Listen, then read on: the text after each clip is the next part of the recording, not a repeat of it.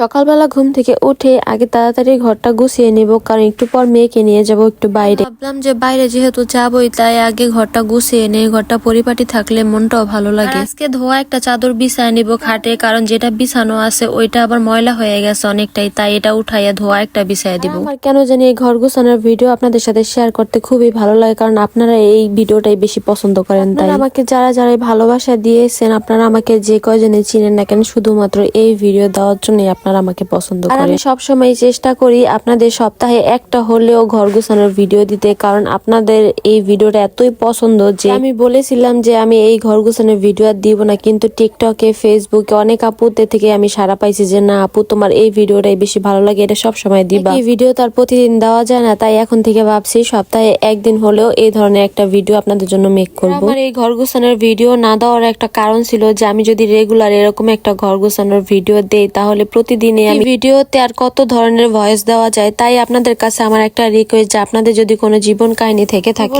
যদি কোনো অদ্ভুত ঘটনাও ঘটে থাকে, তাহলে সেটা আমাকে ইনবক্সে শেয়ার করতে পারেন। আপনাদের নাম অজানা রেখে আমি সেটা আমার ভিডিওতে শেয়ার করব। যাই হোক, চলো আমার কিছু ভালোবাসার মানুষদের কমেন্ট গুলো একটু পড়ে আসি। একটা ভাইয়া লিখছে যে আপু, আপনার বাড়ি কোন জেলায়? ভাইয়া, আমি শরীয়তপুরের মেয়ে আর শরীয়তপুরের বউ, মানে একই জেলায় আমার বাড়ি আর একই জেলায় হচ্ছে আমার শ্বশুর বাড়ি। আপনার বাড়ি কোন থানায় বা কোন জেলায় সেটা অবশ্যই কমেন্টে জানিয়ে যাবেন। তারপরে চলো আরেকটা আপুর কমেন্ট পড়ে আসি। একটা তো ভাইয়ার কমেন্ট পড়লাম, এখন একটা আপুর কমেন্ট পড়ি। তো এই আপুটা লিখছে যে আপু, তুমি আরেকটা বেবি নাও।